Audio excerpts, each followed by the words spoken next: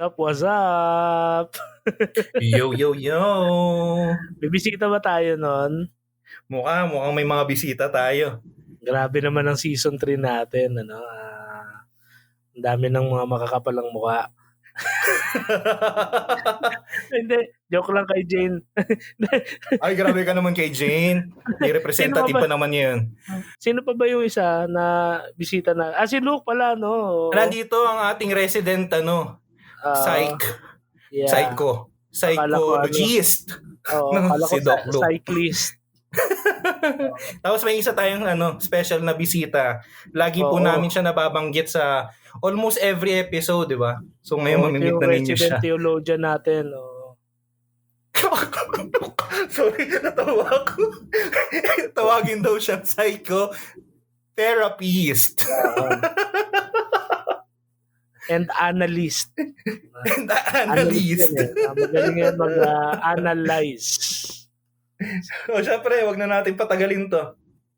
Yeah, sige, banat. Ito po muli si Lennon. At ito si Russell. Ano na, kayo na. Okay na. At ako pala si Francis. At ako naman si Luke. At ito ang tamang usapan. Usapang may tama.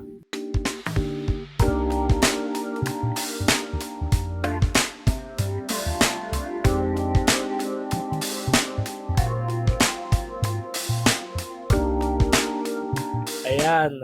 Dagdagan na ng dalawang may tama yung usapan natin. Yan, nakilala na natin last week si Doc Luke, no? So, kailangan nang i-present natin ngayon ay si Brother Francis, no? Siguro kilala na siya ng mga listeners natin, especially yung mga simula ng episode 1 kasi lagi natin nababanggit eh. Nakilala nyo siya sa pag-upo niya noong 2013 sa University ng Apisi. Ay, iba pa to? Ay, hindi ito yun. Iba pa yun, pare. Iba pa yun. Nakala ko. Sige. Sis, tell us about, tell the people about yourself. Pakilala ka ng konti. And ikaw, kung saan ka matapos, doon na tayo yun ang pag-usapan natin. So, piliin mong mabuti yung sasabihin. Pag sinabi mo, ako po ay natatain ngayon. Wala, doon tayo.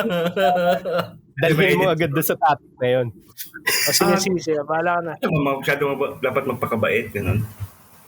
Moral. Walang mabait dito. Moralist. Kung gusto mong makasuhan tayo after nito, di bahala. Hindi, ako si Francis, no? Itong mga to is kababata ko rin from Taguig. Ano pa ba? Yun lang naman siguro. Hindi. Walang yung presentation. Standing 5'10". Medyo chinito. Ay, ano ba? Mali. Pre, nagkamali ka ata. Alam mo ata Reddit. Uy, hindi. Anyway, ang sabi namin yung about yourself, hindi yung about your preference. Ako kasi chinito. Preference.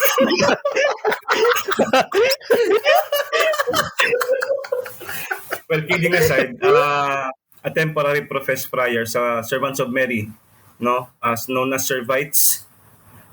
Ano lang po, nag-iisa lang naman po kami, may 7 founders sa buong mundo. And then studying theology, not a theologian pa. And then, ano pa ba? On the processing for the 3rd renewal on August. So, ano pa ba dapat ko sabihin? Naiya ako. Kasi pag-uusapan natin ngayon yung hiya. Oo, kasi alam niyo naman, ako yung pinakamahiyain sa ating lahat, di ba? Alam niyo yan. Although hindi kayo nag-agree, depende sa mga mukha ninyo ngayon, pero wala tayong magagawa pa rin, mahihain talaga ako. Ayun lang. Kung nakikinig ka ng mga episodes natin, alam na ng mga listeners na Oo, silent diba? listener lang din.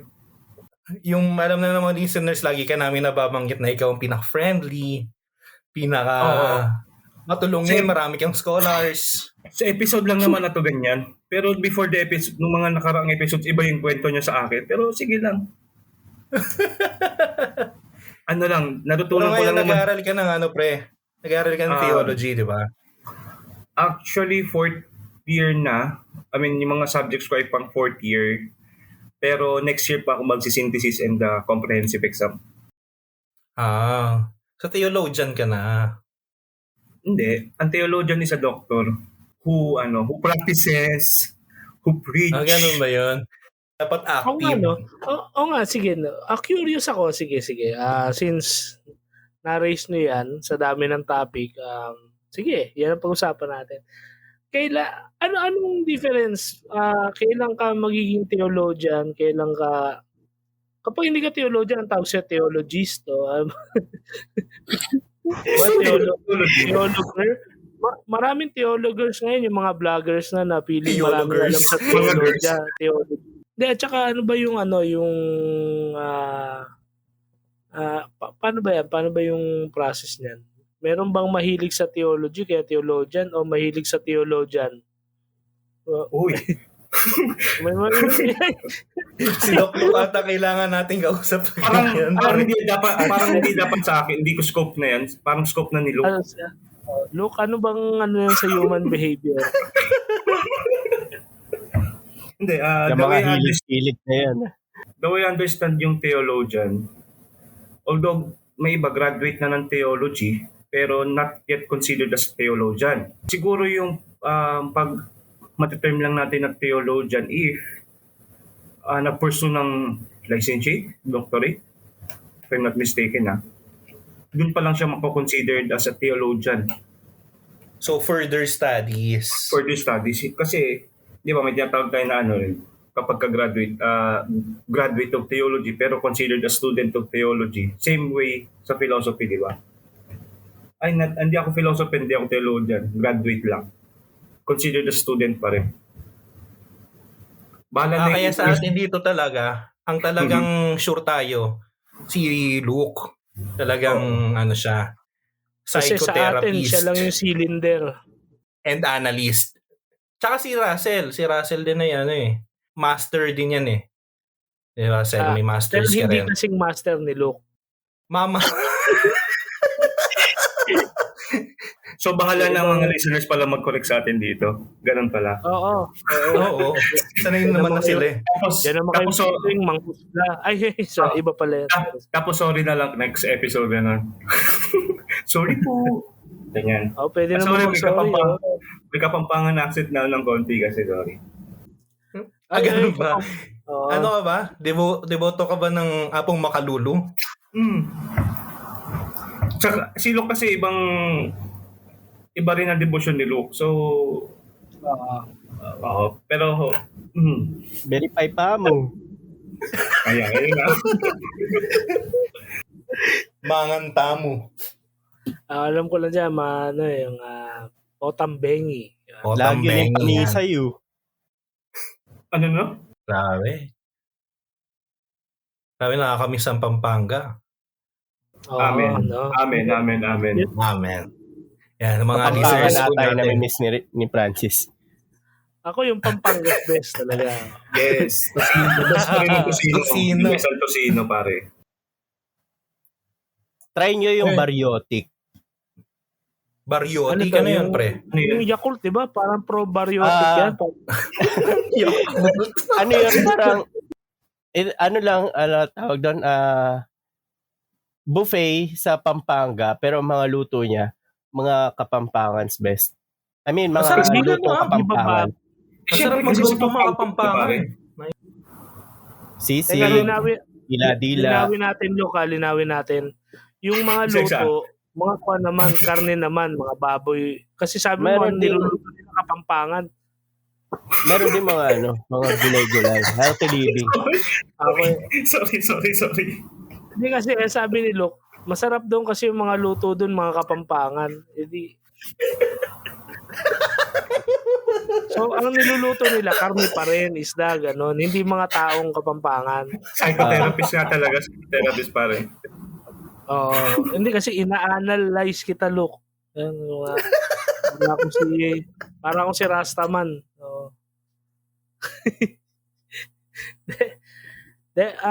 Maganda yung suggestion ni Luke kung manlilibre si Luke. One time try natin. Ang tanong kasi Yun, saan sa ayun. Pampanga? Saan ba sa Pampanga, bossing?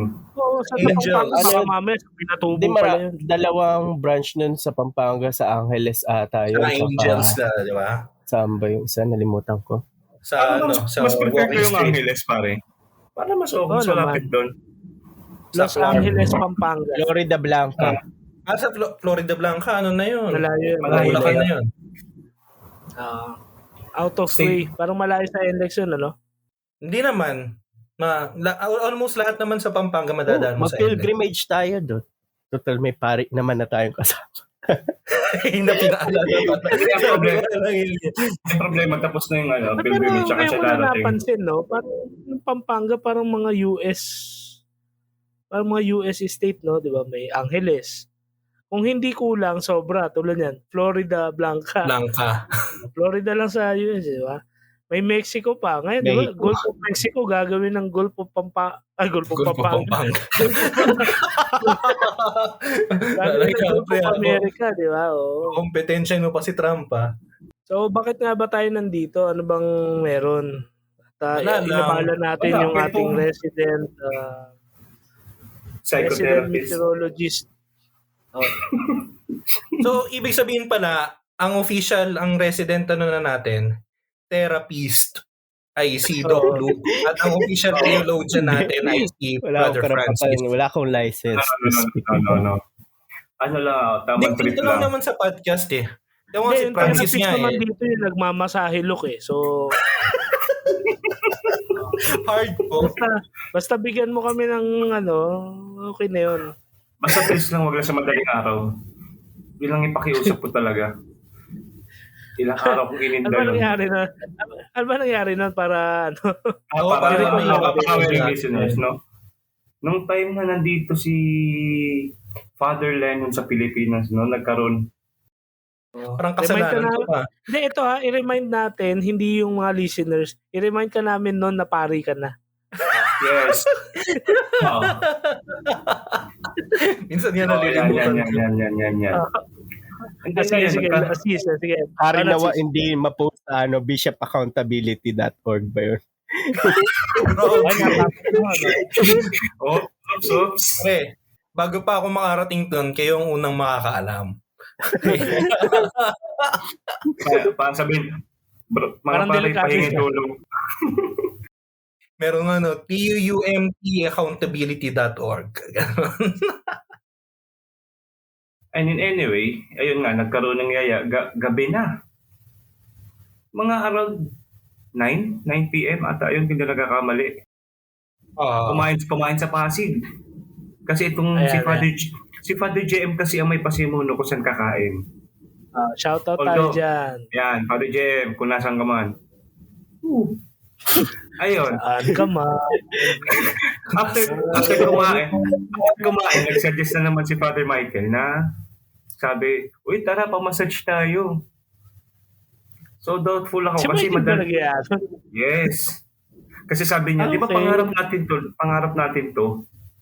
Sabi ko parang hindi ko naman in-imagine. Sarap lang. Hindi yun. Nakarating na Makati, nagpamasahe. Ang Sa nakakatawa context doon lang, pakaisipin niya naman, pag-gala-gala kami. Yung community ni Leno, nasa Makati kasi. Oo, may kasi para purpose, diretso may- sundo na. Diretso na siya. Diretso atid. Sorry, atid. Tapos ayun. Kasi last night na niya sa Pinas. At Yes. least man lang. At least man lang meron kaming pabaon. Pabaon. And Kasi good. especially si Russell ay expert sa mga masahe. Kaya Oo. Yun ay, kaya umuwi kami lahat na Expert din magbaon. happy ending. Oo. Good thing kasi kompleto Happy tayo for how many years. Kaya happy ending siya. Kaya naman. Oo. So natapos tayo magpamasahe around 3 o'clock at tayo. 3 o'clock. Wala- Yeah. Nakakatawa doon. May pasok pa kinabukasan ng mga tao. Nakakatawa kasi doon. Alas 4 nagkakape pa. Parang nagising nga sa trabaho. Tapos di ba? nag-drive pa ako nun pauwi. Grabe. Rekta na. Ano? Flight lang ko rin naman. yung kinabukasan. Ko lang naman siya naramdaman. Mga 3 araw ko lang naman siya inininda. Lalo na sa hita ko. Parang nilamog, no? Parang pinalo ng tubo, tapos parang kailangan mo pilitin maglakad kasi pinili mo. Sumali sa hazing ang puto. Although hindi naman nag-violet, pero parang pakiramdam ko ganun eh. Nag-drive pa kayo nun. Boss, ilang palo, boss? Mga ganun. Hindi mo na inarbor, no? Na akin yan, akin na lang yan. Wala. Humihilig kayo pa. Humihilig kayo, hindi ko alam kung sino. Grabe rin kasi dahil maikli lang din talaga yung time na nakasama namin sila. Okay lang yan, Sel, kahit maikli yan, Sel. Ayun. Wala yan sa mga pa eh. Quality ng Yung natin, work quality. therapist natin. Ano to? kasi aanihin mo yung mahaba, wala naman laging time sa'yo. Ay, yung pinanguugutan? Ano ba Yes, to, pre? Ano ba to? Nagtatrabaho ba to sa sa coffee shop? Ganyan? Ano bang ano nito? Hindi. Kasi sabi nga, di ba, may clear yung pagsasama natin kasi kailangan bumagdagan nila yan sa Spain. Kaysa naman mahaba pero hindi kayo lagi nagkikita. At least may clear, sulit na sulit. Halos gabi-gabi kayo magkasama. Ayan. At least malinaw. Kaya wala sa ikli o haba. Wala sa ikli o haba. Nasa quality yan ng pagbabahagi na ninyo ng sarili. So, Yan alam nyo talaga. na. Kuya Russell talaga ang ano natin eh. Wala SD. sa amin yan. Oo. Simpleng distansya. Simpleng distansya. So, kasi sinukat eh. 3 weeks lang ba noon, pare? 3 weeks lang, no? 3 weeks, yeah. Ganun ka ba? May kinilang sige, magbasa tayo ng ating mga chat. So, may mga messages ba tayo? hindi, wala. Kaya baka may mga... Meron ba sa tamang usapan? Meron ba tayong ano? Wala naman. Pero sige, Ay, mapapacheck hindi. ko ako. Meron pala Nagulat yung ako sa'yo. nakaraan. Ano yun? Ano mo, kaklase mo. Baka may request nilang pag-usapan. May request daw na kanta, Niga. ng pag-ibig. Ano title? Yung favorite ni Doc. Ningas ng pag-asa. Ningas ng pag-asa. Uy, walang yun. Naniwala talaga ako yun yung title. Yun sabi niyo sa akin kanina. Huwag ka mag-alala, hindi lang ikaw. Hindi lang ikaw.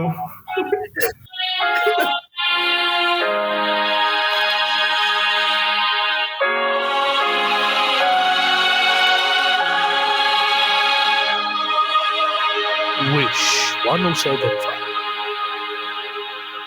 Masdan mo ang ningas ng pag-asa Ningas. at ang awit na ipakinggan na tunay natin makakamtan ang buhay na walang hanggan. Bawat lahi, wika at bayan, ang salita mo ang siyang ilawan. Landas namin kung kami naliligaw sa iyong anak, hangga ay natatanaw. Masdan mo ang limas ng mag-asa at ang awit namin pakinggan na tunay nating makakamtan ang buhay na walang hanggan. Tama na yan, Luke. Ano na tayo? Nakakasuhan na tayo. Copyright. Look, naiyak na nga ako eh. Magaling mo talaga therapy. At yan po Magaling mo namin therapist. sinasara ang Jubilee. Magaling talaga mag-therapy si Luke. Yeah. Yan ba ang official team ng Jollibee? Jollibee ng Jubilee Jollibee. 2025. Jollibee Year 2025. Pilgrims of Hope. Peregrinantes and spam. Spam. Spam. Walang May sodium na yan. walang dagdag na letter. Iba talaga ang ating resident therapist. Iba Narinig ko talaga. yun, yung topic niya, yung New Year, New Me. Ay, teka. Nakinggan mo ba yun dahil sa amin? Oy! Ginaslight mo pa kami, ha? Di ba gaslighting yan? Di ba ano kayo, therapist? Baka kasi doon pa yung guest. Hindi, teka.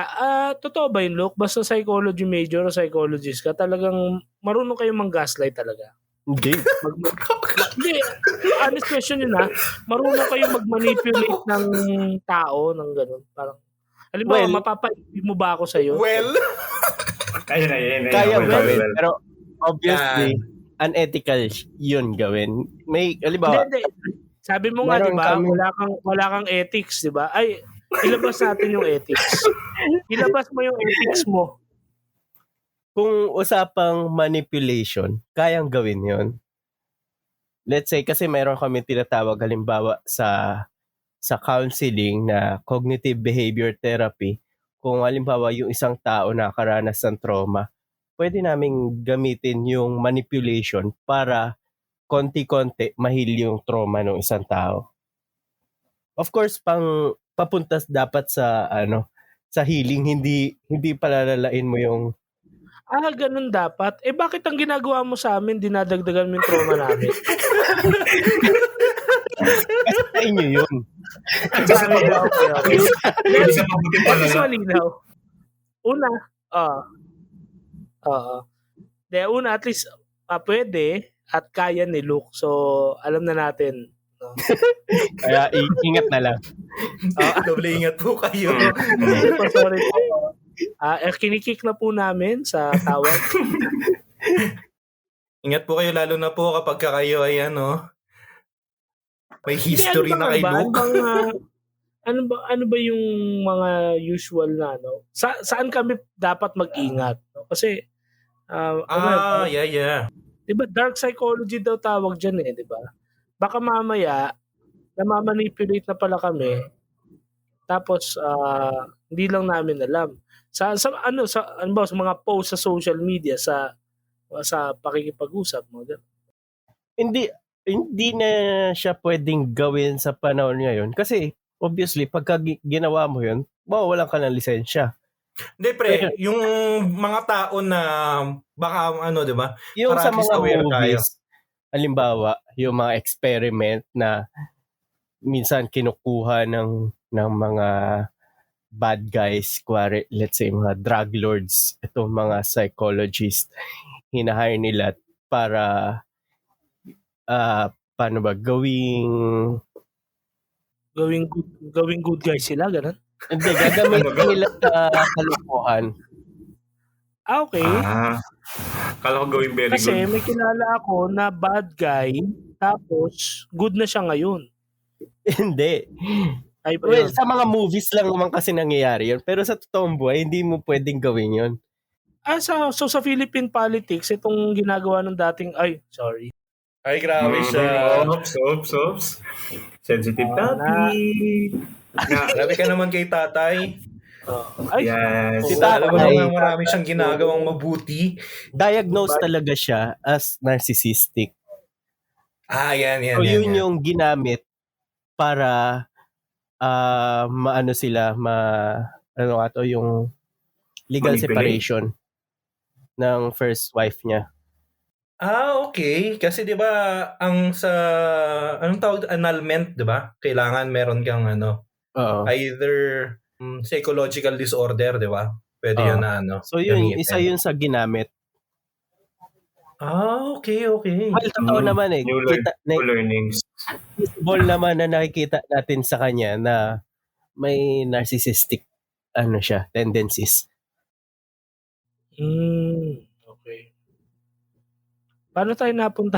Hindi ko alam eh. Ewan ko sa'yo. Ikaw may kasalanan eh. Sige. So kung paano na lang namin ginagamit yun sa manipulation. Yan. Example, halimbawa, nung nag-internship ako sa isang psychological clinic, meron kami isang student na nakaranas siya ng ondoy. I mean, yung sa Tacloban. Yeah. Bagyong Yolanda Haito yun. pala. Yolanda. Yolanda. Yung ondoy dito Yolanda. sa Tuloy Manila. sa atin yun. Okay. Oh, sorry. Hindi, So- marami raw kasing tinulungan si Luke ng mga binagyo. Every time na Yan. makakakita siya ng tubig, bumabalik yung trauma niya. Even umuulan lang or nababasa lang. So, nahihirapan siya maligo kasi sa trauma niya sa water or mag-swimming, nalunod. Kasi buong family niya namatay and siya lang yung natira. Ang ginamit sa kanya is cognitive behavior therapy, yung tinatawag naming CBT. Doon mo konti-konti yung yung therapy process na ginawa sa kanya. Una, ipapa-imagine mo muna siya na nasa tubig. Pag natatakot na, ita-terminate na yung session, mga ganon. So, Ako ilang sessions din yun. i-reintegrate siya, dahan-dahan. Oo. Nire-reintroduce sa kanya yung Yeah. yung tubig or yung ano. Tapos Part sa yun ba susunod, na napapaliguan niyo siya, ganun? hindi na. Hindi naman. Susunod. Hindi, bibigyan mo lang ng assignment yung tao.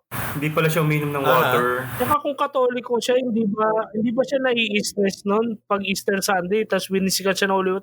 Parang, hindi siya. Tapos Hindi siya may tag pa siya ng iba. Yung mga ganun na ano lang, halimbawa, pag inom ng tubig, well, necessary yun eh. So, hindi naman masyado nagmamanifest yung trauma niya. Pero yung, like yung maliligo, so, anong nangyayari, minsan once a week na lang siya naliligo, ganun. Or Ako twice. nga walang trauma kapag naliligo. Dati, nung bata-bata tayo, diba pag maliligo ka, tapos pipikit ka ng mata mo, parang, kailangan idilat mo agad eh. Kasi, diba, parang, Kasi pakiramdam mo, bubulot. Bakit di lang makakita? Ganun. Oo, kaya baka meron nakatayo dun sa harap mo. May nakatingin. Oo. Pwede ba dapat mag-sign up the cross ka? Ganun ka muna sa tabo. Tapos mag-sign up the cross. Tsaka ka mag-ganon. Hindi, kila Russell ba? kasi hindi na sa tabo. Sa shower kasi kila Russell. So, Shower ba sila? Sorry naman. Well, ganun kasi kami sa States. Teka, ginugulo natin si Luke. Ano na, Luke? Luke, Tuloy mo. Sorry, Tapos, Luke. kumari, sa susunod na naluloko. assignment niya is try mong magbasa sa ambon. Sa ambon lang muna. So hanggang sa later on, makope na niya yung ganong problem. Pwede ang hirap nun kasi talagang dapat itatime mo na may ambon. Oo. Yun na nga kasi, paano kung bigla umulan? Ano na rin yun? Considered na rin yun, syempre. Okay. So matagal naman ang therapy naman matagal eh. Hindi naman overnight yan. Magaling ka na. So, therapy nga na lifelong na, di ba? Parang lifelong process. So minsan aabot ng 2 years, ganyan. Once a month. So kakamustahin Depende sa mo hope yung nila. patient. Kung okay na ba siya or ano. Tapos syempre lalayo ka rin sa environment mo kasi from Leyte, Tacloban, lumipat siya dito sa Maynila para lang malimutan yung Yeah. So kapag meron kang traumatic experience, dapat lumayo ka dun sa lugar. Kailangan maibahin yung environment mo. Pero Or yung mga usual na ginagawa tama ba? mo. Oo. Hanggang sa temporary makope mo. Oo. Temporary lang. Tapos, tatry So, mo rin babalikan mo pa rin. paminsan-minsan. Oo, para lang kung kaya mo na, ganun. Pre, paano yung mga na-trauma kay Francis? Babalikan pa rin. Iba yun. Ang tanong ay babalikan pa rin ba siya? Naubo ko doon mga brother. Nasa mid naman. Pero clear natin sino po ng Francis. Ay, Of Bikutan. Baka si Pope. Ayun na. Hindi kasi meron. Francis II. Ano ba tawag dito? Napanood niyo na ba yun? Cardinal Tagle has become the new Pope. Yung fake news, yung video. Oo, yun sa YouTube. Grabe, no? yung ano raw, in-appoint na daw, parang appointed son of God lang, di ba? In-appoint na raw ni Hindi Pope ko pa Francis yung successor. Hindi ko pa nakita yun. Hindi ko nakita yung video, pre. Pero nakita ko yung refutation May from article ako nabasa, pero hindi ako BBC sure. or from CNN na sabi na fake news itong lumalabas na video. Na, yung iba naman, si Sakay naman kasi, grabe, parang hindi alam yung conclave eh. Ilang taon nang nate-televise naman ang conclave since 1978 naman na-televise. Pre, yun yung holy door eh. Hindi nga alam ng iba eh. Sa Twitter may mga, especially yung mga yung mga Protestants, hindi naman lahat, syempre may mga Protestants naman na informed. Pero may mga Protestants na hindi. Tapos sa mga comments sila, ano yung bubuksang portal? Baka raw may demonyo doon, ando daw yung tinatago ng Vatican doon. Sabi ko, di nila napanood, di ba 2,000 lang yung pinakahuling pati yung Vatican Secrets daw sa underground. Yung archive, di ba? Kasi secret eh. Atin yun. Di ba? Meron Vatican Archives, di ba? Kasi yun yung complete title nun. Vatican Secret Archive. Na nagpo-focus sila dun sa title na secret. Pero yung sekreta na yun sa Latin, lahat ng bansa may ganun. Mga libro, mga records lang yun ng araw-araw na communications, araw-araw na na trabaho ng state. So lahat ng estado may ganun. Tapos dineclassify yun. Kaya di ba narinig natin itong mga nakaraan na para sa US, dineclassify ni President Trump yung cases nung assassination ni JFK, ni Martin Luther King. Kasi ganun yun eh. Dinidisclassify yun kapag after certain time has passed. No? Syempre hindi ka pwede mag-declassify kapag mga 5 years ago pa lang, di ba? Baka may sensitive. Kasi ongoing pa investigation. So, lahat ng bansa may gano'n, may secret archives, di ba? Tayo nga, meron nga tayong secret Hindi pa lang secret. Archives lang. Ilokang archives na lang. Declassify din natin yan later. Revealed na kasi. Adults. Reveal, di ba? Yan. Paano tayo napunta ulit dyan sa archives? Hindi, sabog-sabog na naman tayo.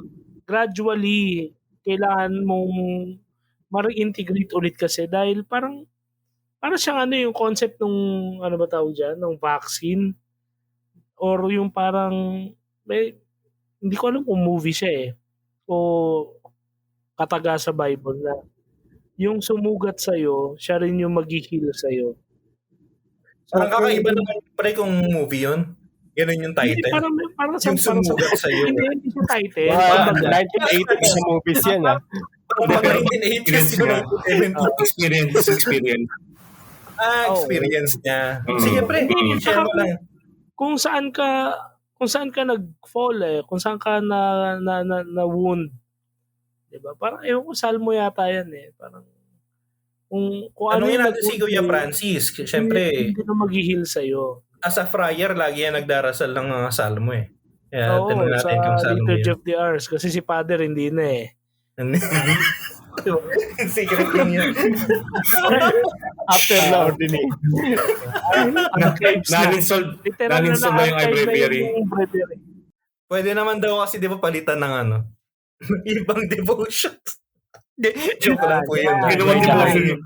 Uy. Po na, may promise po kami kailangan naming dasalin yan araw-araw. Pero syempre pag hindi naka-schedule naman. And since napunta sa usapang vaccine, nakita nyo ba yung recent lang na nilabas na ginawa si talaga ang COVID? Yata ulit, no? Tama ba? Ano raw? Ano? Sorry. Hindi, sinabi ni Luke, yung tanong niya, parang lalaban ba ulit si Pacquiao? Ano kilalaman nito? Boxing tayo.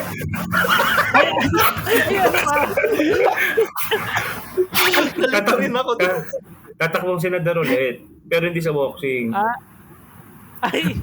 Vaccine, bakuna ang... vaccine. Pagkakaintindi ko ng vaccine, ipapasok sa box. Akala ko yung boxing. Yan po ang problema sa online. Yeah. Yung nilabas ng mga mainstream media ngayon na ang sabi ang COVID-19 more likely yung pandemic Yeah. lab made. I mean laboratory made. So may love making. May lab making. Kasi love made. Hindi, naayos naman. Laboratory naman daw na clear. Okay. Hindi, pero nabasa ko nga yan na parang confirm nila or at least na gano'n sila na yung theory na it might be a leak. Diba? Might lang naman. It might be a leak. No? Ay globalist agenda to depopulate. Diba? So doon papasok yung moral issues. Anong moral mo dyan, Kuya Francis? Standing. Yung sa overpopulation, di ba? Yung sa sa theory? You mean theory? Nag-aagawan ng pagkain. Ang ko lang naman dyan, kasi di ba nabanggit na nga yung COVID-19 na yan, maraming theories lumabas eh. Pero ang main concern kasi dyan, based na lang din dun sa napag-aralan namin beforehand, sa moral ethics, na sagot daw kasi yung sa overpopulation, which is sinasabi mo nga, Luke. Pero, marami namang ways para ma-decode yung overpopulation natin. Diba? Family planning, ayan, isa na rin yan. And then, ang problema kasi na nare-raise na concern ngayon is yung concern with regards sa parang na-normalize ng premarital sex. Kaya nakakaroon din talaga ng sinasabi nila quote-unquote accidents, no? Pero again and again, immoral acts talaga siya. And ano pa bang pwede nating isabihin dyan? Natatakot kasi ako baka makriticize tayo nang wala sa oras. Okay lang yan. Konti lang naman nakikinig dito. Tayo lang naman. And for sure, di naman... And then, ayun. Why not practice why not teach the students or any other person yung aside from preservation clarify of life, lang natin family planning pero dapat natural method. Yes, natural method. Sorry. Yeah, I said corrected. You stand. Yeah. Nakatayo. Yeah, I always stand. Kailangan dyan, tatanda na. Pero ang maganda itong ating usapan di ba? Yeah. Nitong nakaraan, mayroong lumabas na issue na mayroong isinusulong na gusto ko malaman ngayon yung opinion ninyo. May isinusulong na batas, no? Yung na back ng UNESCO. Comprehensive Sexual exams. Civil service exam. Pero yung background niya is that ang maganda yung title niya sa Pilipinas na parang anti-teenage pregnancy bill, no? Ang ganda. Comprehensive sexuality education. Pero you have yung isang grupo, yung Project Dalisay na headed or one of its members ay si dating Chief Justice Sereno pa nga. Na in-expose nila kung ano yung sinasabi, no, yung letter nung batas. At yung iba, wala dun sa letter, pero yung spirit nung proposed na batas, no, na yung details, parang sexual liberality, no. Siyempre, gusto ko ngayong marinig yung opinion ninyo as an expert sa field ng psychology. Ng pro-life, no? Yes. Tapos as yung kay Kuya Francis naman as a student of theology. Tsaka si Kuya Russell as a legal expert. So, Kala ko as a student of sexuality. Buti na lang. Simulan natin kay Kuya Russell. Sige. Ano bang usap-usapan sa di ba ikaw sumulat ng batas na yon, Sel? Kasi di ba nasa legislative texts ka. Wala po akong alam sinabi ni Lennon. Bala kayo Human dyan. author. Yung yung kanina, before doon, sa ano to, yung kaya napunta dyan, ano yung sinasabi nyo, yung sa vaccine, yung overpopulation and stuff, no? May isang conspiracy theory na kung mapakinggan mo siya, napaka-appealing niya sa populist na ano na context, no, sa masa. Kung familiar ba kayo sa Kingsman na movie? Ah. Opo, siya nga po. Si Russell yung may problem. Matagal na. Matagal na talaga. Lagi namang ako. No? So, gaslighting na po pala ang topic ngayon. Parang mali Ano ata. na? Parang nawala ka ng Kingsman. Sa Kingsman, di ba? Yung hindi season 1 eh. Basta yung Kingsman na movie na yung una. Pangalawa. Kingsman The Secret Service. Yung ang kontrabida si Samuel Jackson. Meron siyang spoiler naman trabaho talaga din ng podcast na to. So, si Samuel Jackson, isa siyang megalomaniac na ang front niya, yung disguise niya ay philanthropist. No? Tapos yung parang naging tumbok na. Basta ang bottom line doon, nag-invent siya, nag-manufacture, and nag-mass distribution siya across all continents ng mga SIM card. Eventually, yung SIM card na yun may power to manipulate the mind and mag-cause ng mayhem to the point na magpapatayan yung mga tao. Pero habang niluluto napanood mo na? Sa part 2 ngayon, naalala ko na. Oo. Hindi, yung part 1 yan yung kwan.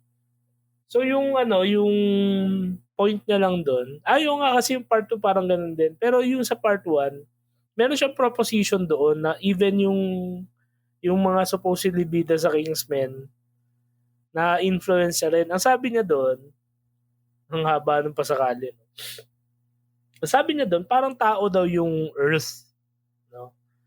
Na tayo daw, ang tao, kapag may pumasok na virus, gagawin niya, lahat ng magagawa niya, merong mechanism yung human body to fight off the virus. And it's in the form of fever. So, iinit yung katawan ng tao, papainitin niya yung katawan niya para to the point na hindi makawithstand yung virus, mamatay. So kaya nilalagnat daw ang tao. Ganun din daw ang Earth with global warming. And ang virus daw is humanity. So to get rid of humans, it's a natural way. Pero sabi niya doon, dahil nga nilalagnat na daw ang mundo, kailangan nang i-assist daw yung Earth sa overpopulation. So it's, kung sa ganung context, napaka-appealing niya sa humans ang problem. Kaya maraming narratives na ngayon. Maraming narratives, maraming media, no? Either sa libro, sa anime, sa movies. May mga schools of thought na ganun yung narrative nila. Na more on anti-human na yung narrative. We are actually the ones causing this. And to bridge it dun sa tanong nyo sa CSE, may dalawa akong comment Yung una yung sa perspective ng phenomenology. No? Hindi ko alam kung si Albert Camus yun or si Jean Paul Sartre. Pero ang point lang nila kasi, if ang concern natin is yung nature is random. No? Sa phenomenological viewpoint, nature is random. So pag sinabi mo na ginagawa ko to kasi yung puno may nararamdaman, hindi magte-thank you sa iyo yung puno. Hindi magte-thank you sa iyo yung puno, hindi magte-thank you sa iyo yung bundok, no? Kasi it's just random, no? Tayo lang yung nag-associate ng meaning doon according to them. And yung ganung patuloy na mindset, kapag patuloy natin siyang ina-adapt,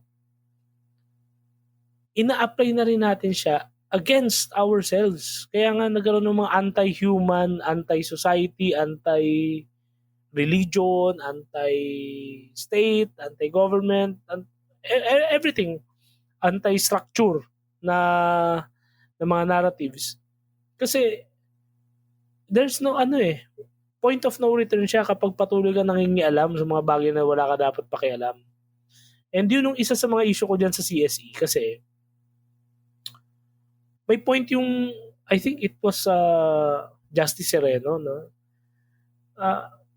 Una, may mga may mga existing mechanisms na to educate our youth, no?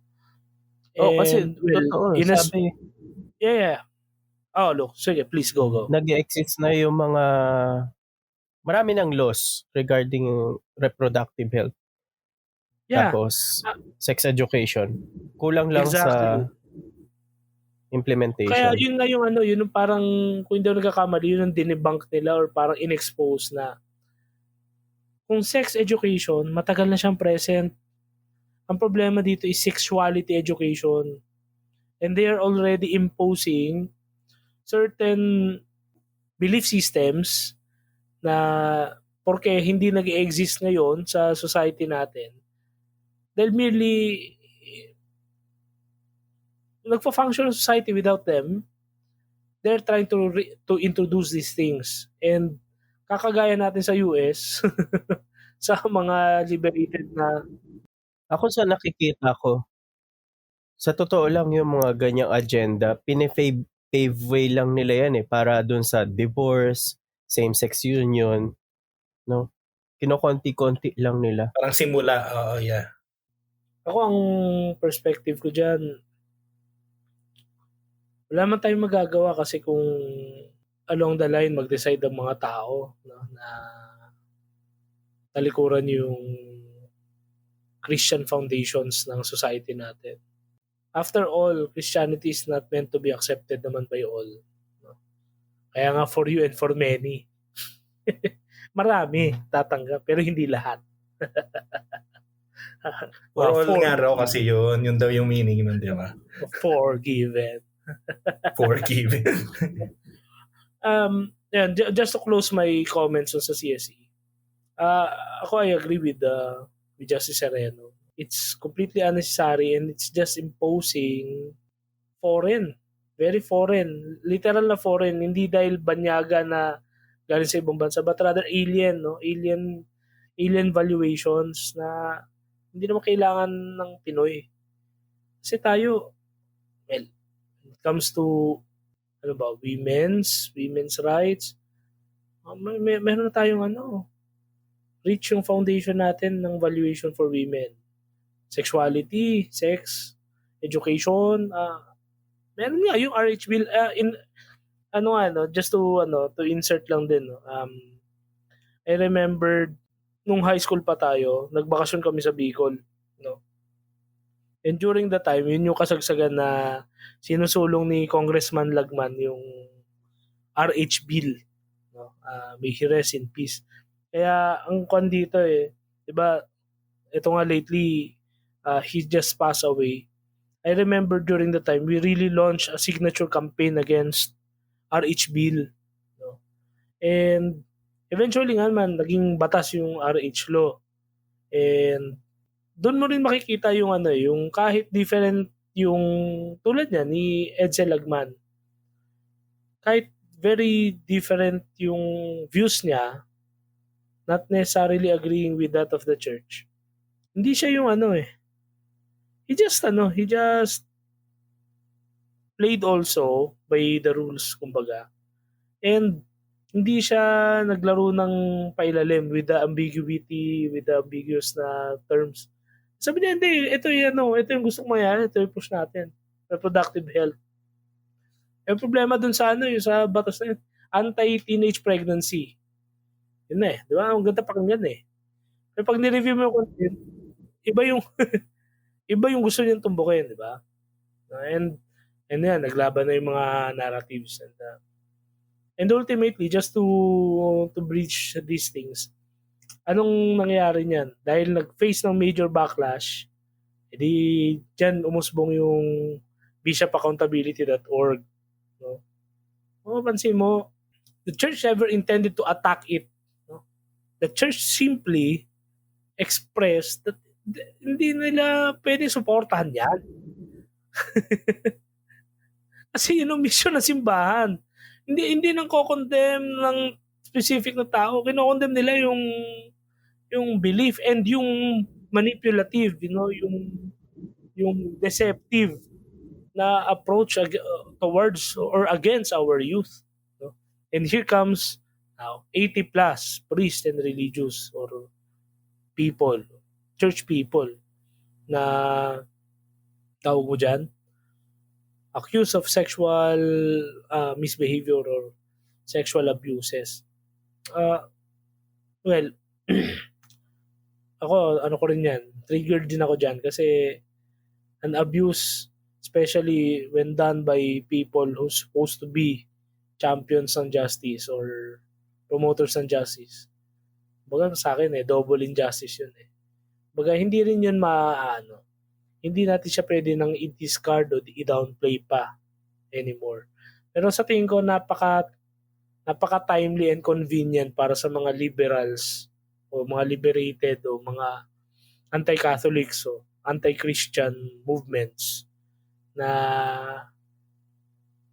erase yung issue na yun just because they were exposed of their selfish o mga manipulative na agenda. Yun lang masabi ko doon.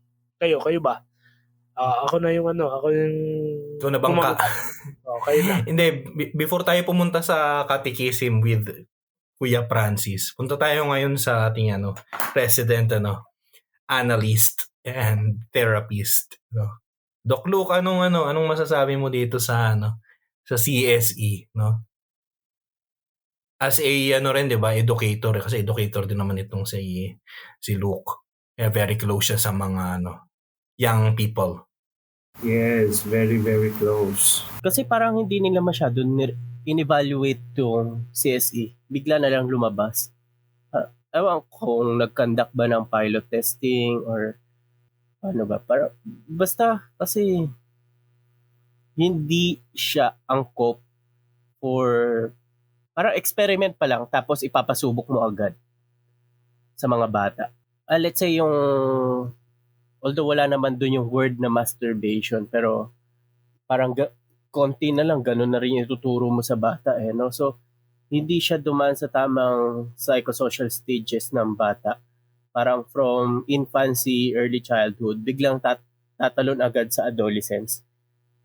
Ito nga yung if I may interject, yung the problem with our policy development sa Pinas. 2 points. Number 1, heavily politicized. Ibig sabihin, halos lahat na lang talaga na pwedeng pasukan ng politika, mapupolitika. Number 2, yung as to the process itself. Ito, familiar si Luke being an educator din. Ang mga policies natin, not necessarily sa education. Meron nang gumawa niyan, no? And mostly, small group of people lang ito. Ang idea kasi dapat noon, supposedly, may mag-initiate lang. Gagawan lang ng skeleton, ng forma, yung policy. For example, para nga dyan, halimbawa, to improve our sex education modules or curriculum, merong isang grupo o isang tao siguro kung swerte-swerte pa yung tao yun na napag-utusan. Pero very small group, nagagawa na yan. Ang problema mo dyan, walang consultation. Kung meron man, very minimal. Ang pinaka-worst, armchair ang research. Hindi na-consult key informants. Hindi na-consult sa affected na stakeholders. Pero pre, di ba, ikaw nagtatrabaho ka sa legislative texts, di ba kailangan yon yung consultation with the... May consultation, pero may draft talaga? Kailangan intensive and extensive ang stakeholder engagement mo. Kung walang sila yung, pre, kung wala tong consultation, edi technically hindi dapat to. Yun May nga, ang consultation naman. Pero meron consultation ba? niyan, Baka may sila-sila lang consultation pero din. Sila lang. oo. Or Kapabor yung, sa kanila eh. oo, yung Hindi target ganun. ko lang ng hindi talaga hindi siya, tsaka sa Pinas, uso ang tinatawag na culture of silence.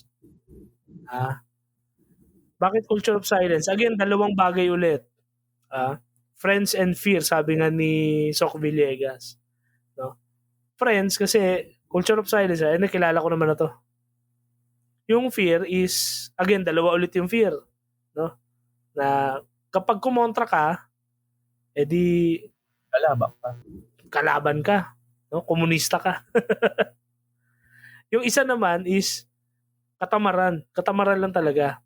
Kasi uso sa Pilipinas, kahit siguro sa ibang bansa, masyado kong ina-up yung pagiging natin.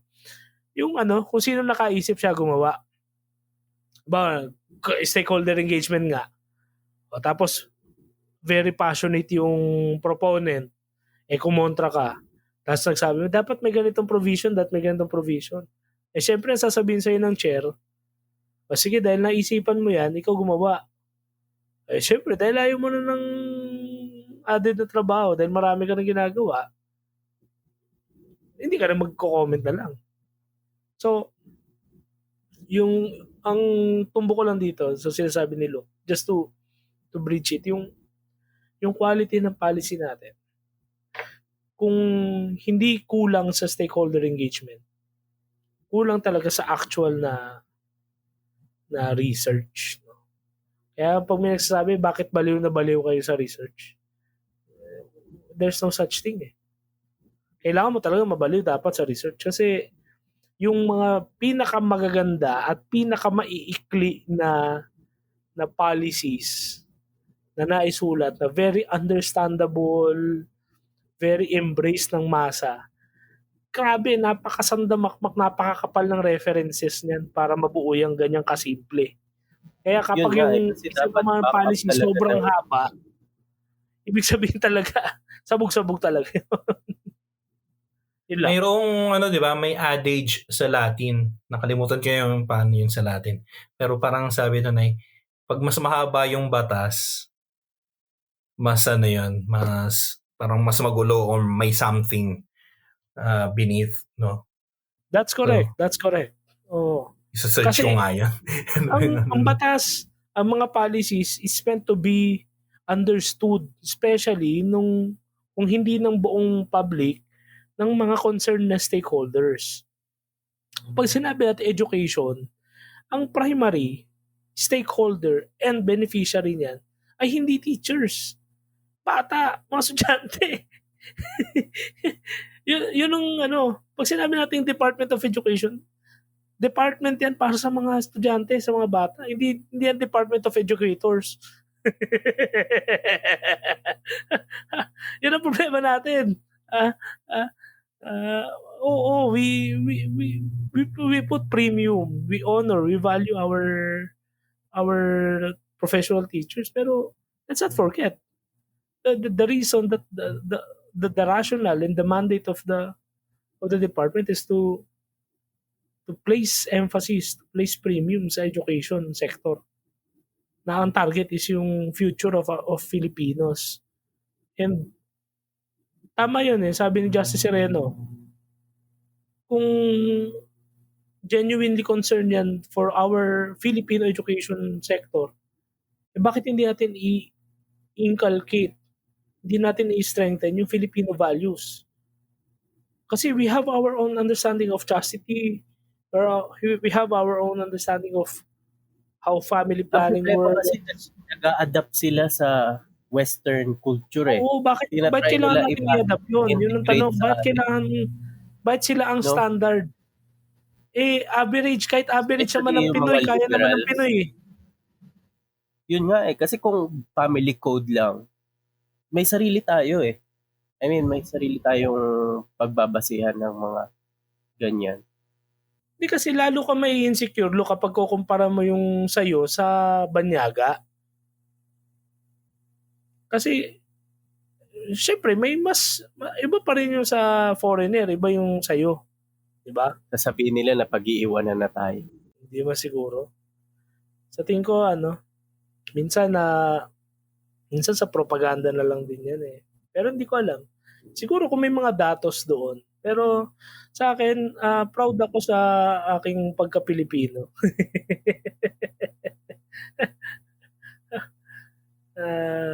Ito pala yung Latin phrase. Interrupt ko lang. Galing kay Pliny the Younger. Ang sabi niya ay, Legem oportet esse brevem, quo facilius ab imperitis teneatur. Laws ought to be brief in order to be more easily remembered by the layman. So, dapat ang batas ay mas mauunawaan ng pangkaraniwang tao. Kaya mas mahaba yung batas, ibig sabihin may tinatago. Tsaka red flag yan. Red flag. Kahit sa sa experience ko, kahit bago-bago pa lang ako, the best laws, the monumental, yun yung parang mga ginagamit ng term when they're speaking about laws. The monumental laws, if you're going to review them, 2 pages, 3 pager. Pero yung mga contentious, mas maikli, mas effective pag mas maikli. Kaya proud ako sa pagiging Pinoy natin. Yun na nga point ko eh. Kung sa Pinoy, ganun lang, okay na yun. Bakit? Bawal tumawid. Yan lang. Gets mo na agad. Bawal tumawid. Yeah. O, diba? Kung kumpara mo pa sa foreigner kaya naman ng masatisfy ng Pinoy yung requirements natin. Diba? Kaya naman ng mabigay ng ating pagka-Pinoy, no? Ng Filipino value. Proud Pinoy. Punta naman tayo ngayon kay Kuya Francis. Ano nung sinasabi naman ng catechism dito sa issue na to? Before I go to sa catechism, just to add up lang doon sa sinabi ni Russell kanina and ni Luke. No? Sa yung sa Pinoy o yung... Hindi. Sa Westerners, no? Na yeah. sinasabi nila na ginagaya natin. Well, totally, definitely, ginagaya natin. Pero kasi, hindi naman, kaya nga, siguro, kaya in-sponsoran din ng WHO ba ang nag-sponsor? Or UNESCO? UNESCO, no? Kasi failure yun sa failure yun sa kanilang bansa or sa in-sponsoran din nilang lugar. So ngayon, ito namang Pilipino, si Adapt, kasi nga tayo matrend tayo So dapat gayahin na natin to kasi ito na yung trend. And going back, na sinasabi nga yun, nagiging normalize na yung normal thing na yung tawag dito, genital sex na sinasabi nila or yung premarital sex. May non-genital ba? Pare meron. Talaga ba? Seryoso? Siyempre, joke lang. Hindi kasi ba malay ko. May confirm mo nga, Luke, baka meron talaga. Luke, may tama ba yung pagkakasabi ko? Well, actually, to interject, yun yung isa ring issue din talaga natin. Although, kahit ako, guilty ako dito. Guilty rin tayo. No. Yung, naalala nyo, kung mapansin nyo last week, nag-gain siya ng traction. Kasi, I think 7 ba o 8 senators withdrew their support. Bakit? Kasi hindi talaga, hindi bukod doon. Hindi binabasa. Hindi talaga tayo mahilig magbasa. Hindi natin binasa. Kaya mahaba, pre, para hindi basahin. Correct. Kaya nga nag-react din si Senator Ontiveros, diba? Sabi niya, wala namang sinabi ni Presidente, ganito, ganyan. Wala namang direct mention doon ng Pero, di ba? Walang direct, pero... yun yung Filipino epistemology ba yun? Yung parang pinag-usapan natin before. Ang Pinoy, napaka-advance mag-isip. Di ba? Pag tinanong mo, kumain ka na ba? Dapat supposedly, sasabihin mo lang oo, hindi Diba? Pero sabihin, hindi, busog pa. Busog pa ako. So, ina-anticipate natin Di ba? Bottom line, hindi talaga natin forte pagbabasa. Kahit tayo hindi natin nabasa. Ako hindi ko talaga nabasa ng buo. So, ano lang, nakikiramdam lang din ako sa pero sige, assignment ko, babasahin ko para makakomento talaga ako dyan. And mas nakakabaliw din kasi yung may mga technical terms silang ginagamit. May naalala lang ako, yung naisip ko pa kanina pa eh. Sabi ko, ano bang movie ba to? Yung sa Money Heist. Kung napanood nyo na rin, no? Yung part na nahuli na si yung ano bang kaluguyo ni Mr. Professor, yung babae. Di ba sabi niya, may plano yung sila. Yung police. Oo, ano sasabihin ko? Ano yung dapat kong sabihin para hindi tayo mahuli? Itatago ko ba? Sabi ni Mr. Professor, di ba sabi niya na, hindi, sabihin mo lahat ng plano. Pahabain mo lahat. Gamitan mo ng technical terms. Hindi kakayanin ng justice system, ng mga judges, which is nangyari nga. So, nag-buy time lang sila to make things happen. Kung ano man yung plano nila. And in connection dun sa CSC na sinasabi natin na mahaba, talagang mahaba. Hindi ako sure kung ilang pages yun. Pero ako, inang nabasa ko lang doon is yung pinaka main part ng ano ba yung mga sa yung ages ng paano ituturo. Na kung tutusin, ang sabi sa news or sabi sa social media na ang CSC is rooted sa RH law. Oo. Di ba? Tapos, ang ending lang pala nun, itong mga batang to, sasabihin lang, anong ulam?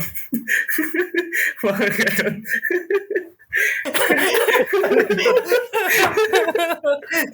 Yung mga kabataan niya. Kasi masyado nang mulat sa katotohanan. Kasi, I mean, hindi naman masamang... Go ahead, Luke.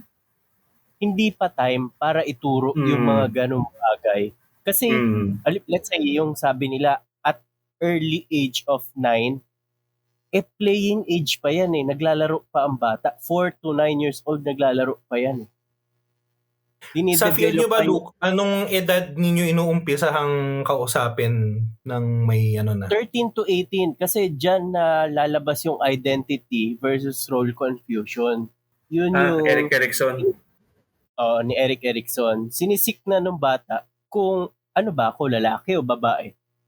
So, doon na niya time na hinahawakan na niya yung ari niya, pinaglalaroan na niya yung ari niya. Diba? Tapos, nagkakaroon na siya ng crush. Although may crush na before pa yung ganong age, pero kumbaga parang mas solid yung kasi inaalam na niya yung identity niya eh.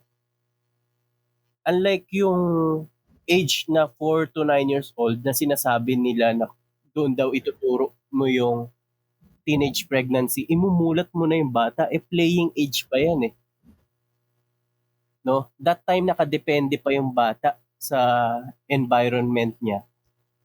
And kokontrolin mo agad yung utak ng bata. Sumunod doon yung school age. Doon dapat creativity pa ang dinedevelop sa bata. Hindi another creation yung ang mangyayari, tuturuan mo maging creative pero ibang creation pala yun. Diba?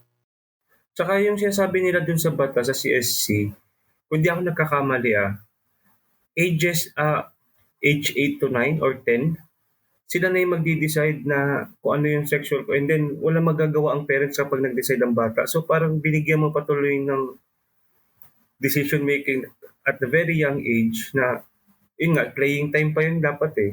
Dapat naglalaro pa ng buhangin, nagbabahay-bahayan pa. Pero kasi dinidiscover pa nila yung... Pero ipag-decide mo agad. Baka hindi pa makapag-decide kung anong ulam. Ay, sorry. Baka nga wala pa sa isip ng bata yung mambuntis. Tapos ituturo ko agad yung buntis. I mean, yung about sa pagbubuntis. So parang minulat na corrupt yung isip ng bata. Ang akin dyan, pre, actually, okay lang naman na na magkaroon ng sexual education kasi yun ang isa sa problema natin eh. Tinatabo natin siya masyado, hindi natin pinag-uusapan yung sexual na tayo ay sex beings, no? Sexual animal. SEXED, no? Hindi lang sexual, tayo ay sex, no? Kasi may gender tayo, bahagi na sa lahat ng natin, decision sa mga ginagawa natin. Okay yun na magkaroon ng education. Ang problema, paano yung education na ibinibigay natin? Is it just ideological na, okay, sige, pare, yan, gender affirming. Bata ka pa lang, 9 years old ka pa lang. Sige, turuan ka na namin ng contraception. I think hindi yun yung namimiss yung kung gusto talaga nating iwasan yung teenage pregnancy. I think hindi kailangan na turuan natin sila na gumamit ng contraceptives eh. I think dapat pumunta tayo dun sa root cause ng lahat eh. Ano yun? Premarital sex. Bakit yun ay yun ay mas common sa mga kabataan? So yun yung tirahin mo. No pun intended. Pero yun yung anuhin mo, di ba? Yun yung gibain mo, kumbaga. Okay, bakit may ganyan? Kasi yung kultura ay very sexualized. O di dun mo yun yung gawan mo ng batas. Siguro nga kabataan ng pabata yung now-open sa mga ganyan. No, kasi age ng 8-9 years old, tinutuli pa lang yung bata niyan eh. Tapos tuturuan mo agad about sa... Di ba Luka, 25 ka na nang tinuli ka. Joke na. Pero, isa pang Sikreto nga natin. May isang concern din dyan na underlying, hindi lang yung premarital sex or other sex, pero yung sexual identity. Kasi di ba umuusbong talaga ang LGBTs plus minus times. No? Yun ang isa sa mga topics din talaga ngayon na aside doon, nagiging normal na bigla. And then ang ending, simbahan na naman may mali pag tinuro na dapat ito ganyan. Alam natin yan. Ano bang tinuturo, pre? Ano bang Kasi maraming maraming nagsasabi na kinokondemn daw ng simbahan yung tao. Bakit sinasabi ng simbahan na Ang simbahan naman, ang tinuturo is, imbis na ituro natin kung paano gumamit ng contraceptives or kung gumamit ng natural family planning, ba't hindi natin ituro ang preservation of life una? Na ito, ginagawa lang, well, in accordance, kasama yung chastity. Na itinuturo natin na ang sexual thing or ang identity natin bilang tao, ito lang yung sex ko, male, female, or whatever, na dapat ginagawa lang talaga natin yung premarital. Ang marital sex is for gift ng Diyos yan eh, to procreate. Pero ang nangyayari kasi ngayon nga, balik tayo, parang nakakalungkot lang kasi grabe na ang kumbaga sa simbahan, culture shock talaga tayo eh. Kahit hindi na tayo shocked sa nangyayari. Kasi we always adapt things na dahil sa ito sa US, sa Europe, masyado ng liberal. And so dapat tayo nagiging rin. Dapat marunong tayo mag-adjust. Dapat tayo yung susunod. Which is hindi. Kasi always support natin ng ang simbahan naman is always there para tumulong. Ano bang klaseng may tutulong natin? Ayan. We teach na to be chaste, especially sa mga bata. Ang social media, grabe. Sobrang laki ng epekto talaga niyan. Imagine just at the very young age, mga around 2 years old or 3, may mga phones na. Samantala tayo ng bata. Grabe, text lang. Imagination. Pero silang exposed sa mga ganyan. Exactly. And hindi na rin natitignan ng magulang or ng parents kung ano ba yung activities ng mga bata. Kung meron man, very minimal. So, ayun, again and again, ang tinuturo ng simbahan is definitely the chastity. Not just in a way of premarital sex or kung ano mang klaseng genital sex na meron, but firm pa rin ang simbahan about against homosexuality. Kasi sa lahat siya, no? Yung chastity. I mean, hindi. you have chastity for single people. You have chastity even para sa mga may homosexual tendencies, no? So hindi inaano yung mga may homosexual tendency. Ang sinasabi lang ino-offer sa kanila. Teka, ito chastity. Kahit sa mga mag-asawa, 'di ba? Mayroong Oo, Brad. Meron. Lalo na sa sa mga may vows katulad nating dalawa. Ay, nga pala. Kaya 'di ba nung nagkaroon ng parang naging rampant ang hindi naman sakit ang homosexuality, I suppose, no? Hindi naman. Ay, itanong natin kay Doc Luke siya naman. Luke, pwede pa confirm ba? Before, kino-consider as disorder ang homosexuality. Pero sa recent, kasi ko rin alam bakit ganun ang development ng psychology ngayon. Nino-normalize nila and hindi na considered as disorder ang homosexuality. No, kasi gender preferences na. Ayan, thank you Actually, for yun that. Nga hindi naman talaga siya disorder Preference yun Well, kung tayo lang naman mag-uusap para sa atin. So, talaga to sila. Ayan, babalik na. Wala magkakat. Hindi, may iba tayo, no? Sorry, going back to the topic. Kaya nga nung time ni Cardinal Tagle, nung nasa Arkham siya. Yeah. Okay. Yung naging president ng Courage Philippines, si Kuya Edwin. Saka si Kuya Edwin before. Na ang goal noon is yung mga homosexuals na nabibilong sa kung saan man na mga sabihin natin religion or whatever na trying their best to change, not to change na dapat maging lalaki ako, dapat maging babae ako, but yung sinasabi ko ng sexual activities hanggang ngayon malakas pa rin naman sila, pero hindi ako nagkakamali, they're focusing more doon sa mga gays apart sa panglalaki din. Oo. Ang nangyayari ngayon, pero i-double check ko pa rin para sure tayo yung ideology nila sa atin, no? Parang tayo yung kailangan mag-adjust sa kanila. Definitely, yes. Parang ang nangyayari before, they ask, no? Dapat sana tanggapin nyo kami, sana ito na sana makuha, matanggap nyo kami sa society. Ito na, tinanggap na. Ito yes, tinanggap na. Ano nangyari after? Wala, Joe. Entitlement na. You see, kabi-kabilang issues. Although hindi natin sila kino-condemn.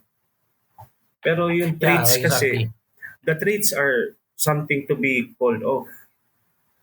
Yung attitude towards the other person or people na brothers and sisters, sinanggap na kayo. Tapos, ito na, entitlement na. Nakakaano lang. Siguro rin, pre, balik lang ako dun sa idea nung sa chastity, no? Mm-hmm. Ang problema kasi, for most of us, we think of chastity as a burden. Parang may pinagbawal sa'yo, no? Parang, imagine mo, parang mayroong apple, di ba? Parang sa Garden of Eden, na pinagbawal sa'yo. So, yun yung sexual activity. But actually, in the wisdom of the church, yung chastity is more on freedom, It's not really burden. It's your choice. It's freedom. It's your choice. It's freedom to love. Yeah. At yun ang ino-offer ng simbahan, no? So, anong solusyon para dito sa mga kaso ng teenage pregnancy? Halimbawa, sa teenage sexual activity in general. Hindi lang sa pregnancy. Kasi nagtataka rin ako dun, bakit natin pinipigilan yung pregnancy? Hindi natin pinipigilan yung activity. Yes. Diba? Yun. I'm not saying na pangit na masama yung activity kasi hindi naman talaga. It's one of the most beautiful things. Precious gift yan. Precious gift yun Yeah, by nature, di ba? Kaya nga yun masarap. Kasi ginawa yun ng Diyos Ay, Di ba? Ay, sorry. Hindi, ano lang to. Nabasa ko lang. Bugso ng damdamin. Bugso ng damdamin. Alam mo, masarap. Sabi kasi sa akin ni Doc Luke, masarap daw. By way of Last week kasi experience. sabi niya dapat daw ng sariling sikap. Anyway. I digress. Pero yun nga, I mean, it's the same offer ng simbahan para sa kabataan, para sa mga mag-asawa, para sa may homosexual tendency, para sa mga heterosexuals na consecrated. Katulad natin, Francis, na hindi tayo pwedeng magkaroon ng sexual engagement. So, it will be the same scene kapag homosexual activity and heterosexual activity outside of marriage, especially kapag may vows ka katulad namin. So it will be the same scene. Hindi kino-condemn ng simbahan specifically yung mga may homosexual tendency dahil homosexual sila. No. No. It's still the same scene and it's still the same offer, no? Yung chastity. And chastity, again, is not a burden. It's more of the freedom to love, the freedom to choose, no? So, hindi siya talaga, burden. Yun lang yung akin. And Marami sanang magandang sabihin dito si Kuya Russell kaso wala po siya. Naputol na po ang kay Kuya Russell. so at this up, no, yung regarding sa chastity, napag-usapan namin sa klase last time na, di ba, sabi mo nga, nature ng tao is makipag-mate. Yan naman yan kasi to procreate Pero sabi, paano naman yung mga religious? Paano naman yung single? Hindi ba parang burden sa atin? Sabi namin, or sa isip ko, parang hindi naman. Bakit? Kasi una, pwede naman natin i-divert. Hindi naman divert siguro, no? Yung term. Pero divert na yung gagamitin kong term na mas pinahalagahan natin yung intimacy. Intimate relationship with others through friendship, through the love of God, to the community. Same goes with the married people. Kailangan test din sila. Kung hindi, infidelity yun. So, kasi chastity does not mean naman na absence lang ng yes, ng sexual activity. Marami Diba? ibig sabihin ng chastity. Kaso nga lang, dahil nga sa nangyayari Chastity of the heart, mas importante yun Hindi, pinapaliwanag na lang din siguro ng pinakasimple kung ano ba talaga yung pinaka-chastity, kung ano ba ang chastity talaga. Pero mahabang diskusyon pa yan. Yan ang kailangan natin gawin. Kailangan natin ituro. Hindi lang tayo parang kung ano man. At ayan po, no? Ako po muna pasamantalang host. Nagbabalik po ang ating Kuya Russell. Kain tayo. Sa mga audio listeners po natin, para magkaroon po kayo ng context, na wala po bigla dito sa recording si Russell para magluto ng pansit canton na ngayon lang namin natuklasan. Natagpuan nga po Nag-usap namin kami ng ng chastity. Siya pala ay ibang kanton titiang. Ano na, Sel? We are talking about chastity, Sel. For the context, dati, ang recording namin ni Lennon, doon sa office, doon sa trabaho ko dati. Ngayon, data ako ngayon. Hindi ko napansin. Namatay pala yung cellphone ko. Kaya ang tagal ko naka-reconnect. Tapos hindi na pa ako maka-reconnect. Napapakinggan ko yung sa chastity. Pero hindi ko na nadugtong kung paano kayo tumalon doon. Pero meantime naman, habang naghihintay ako, binasa ko yung batas. Okay. Siguro grace of office din yun, na kapag medyo nasasanay ka na, hindi naman puspusan, pero na-scan ko, kaya pala siya ganito, kaya pala controversial siya, quote and quote. Babasahin mo yung batas. Maganda siya. Ha? Ganda. Tulad Pakinggan. ng maraming batas sa Pilipinas. Maganda siya sa papel. Pero maganda siya. Especially without prejudice. Magaling na stateswoman, magaling na statesperson pala, Char. Magaling na senador si Risa Hontiveros. Ang issue ko dito, 'di ba, may mga provisions. Problema sa mga provisions, nakasiksik doon yung mga gusto nila mangyari. Yun naman ang point eh. No? Na kapag meron kang provision o may gusto kang isulong na agenda, sisiksik mo dun sa batas.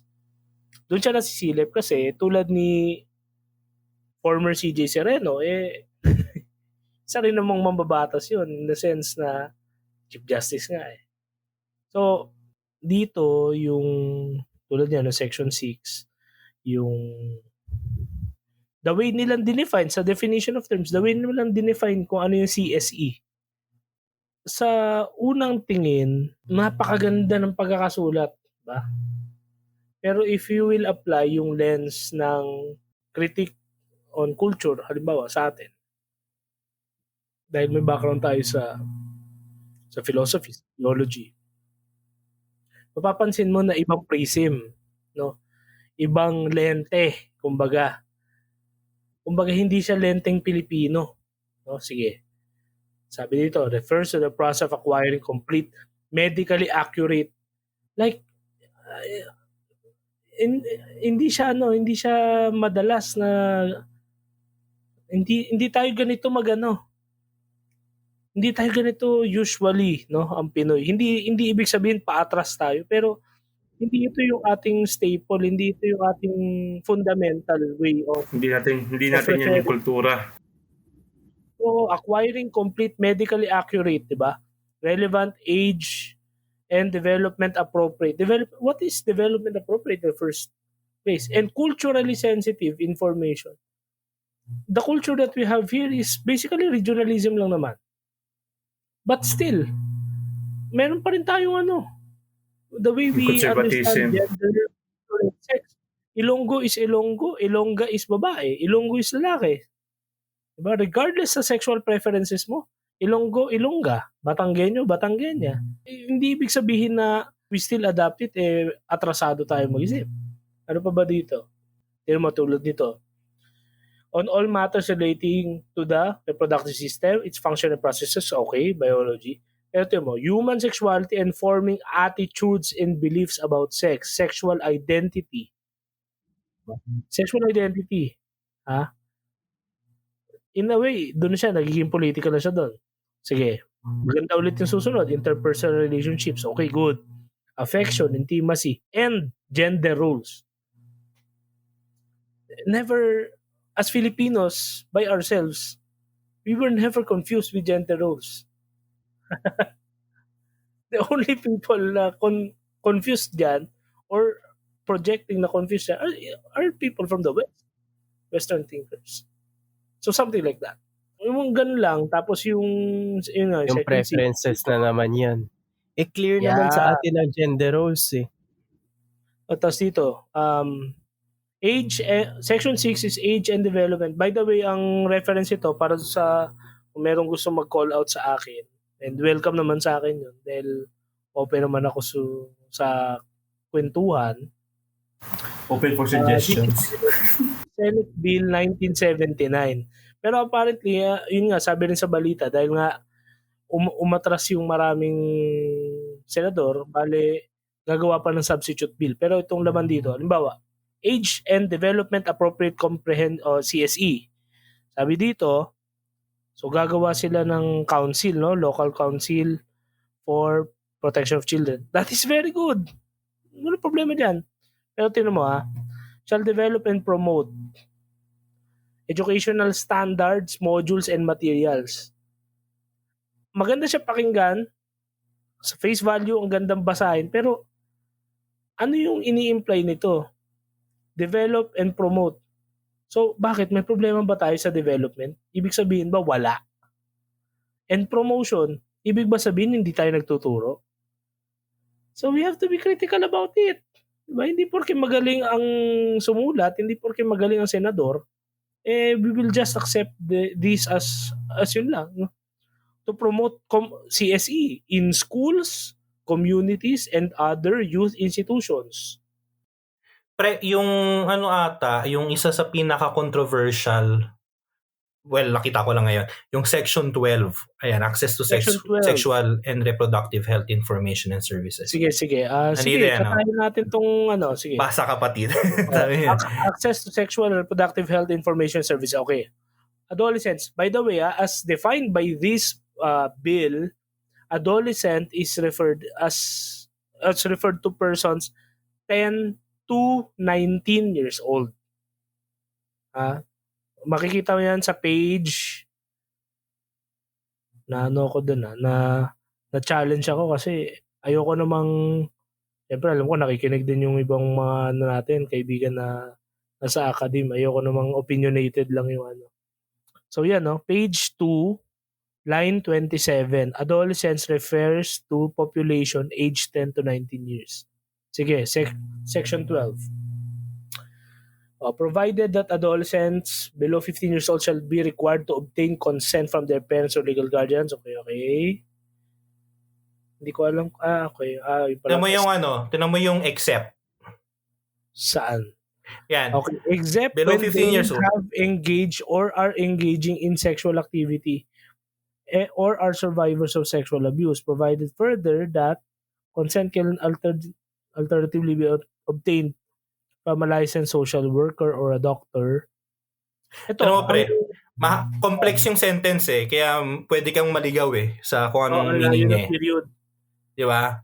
Ako, basta malayo ang period. Alam mo nang yun. Delikado yan pag malayo yung period. Hindi, I mean, sa homiletics ko yan nakuha, just to share, no? Especially, siyempre kaya mga pares, seminarista.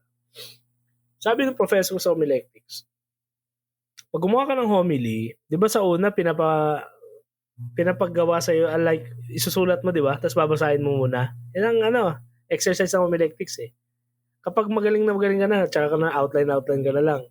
Or kung kasing galing mo si Lennon talaga na magmimisa ka ng hating gabi, tapos galing ka pa sa kung saan, Espiritu Santo na lang talaga.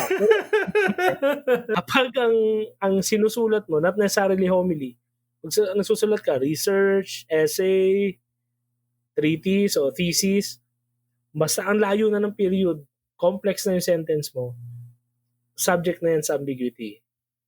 Magkakaroon tayo ng problema dyan.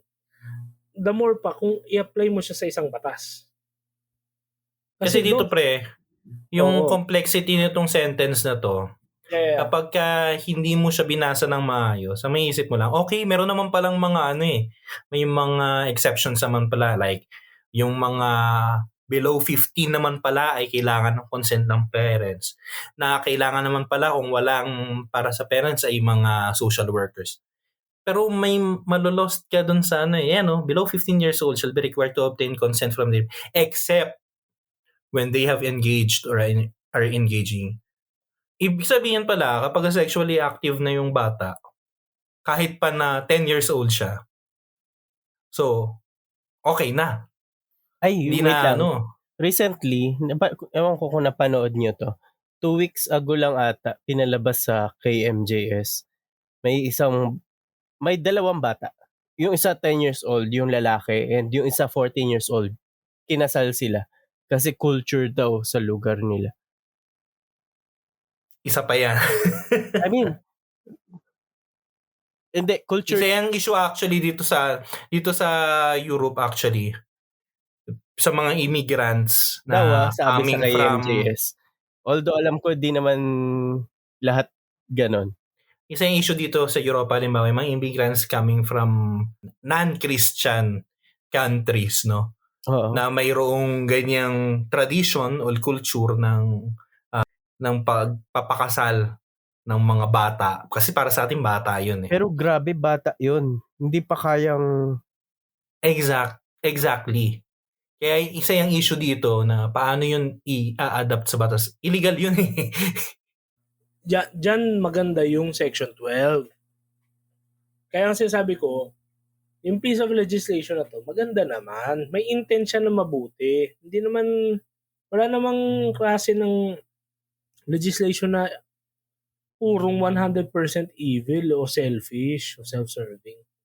Kasi tulad nito, safeguard itong batas na to para sa una. Indigenous peoples, mandatory representation. Bukod pa doon, hindi lang sa IP, sa mga victims ng sexual abuse to protect them.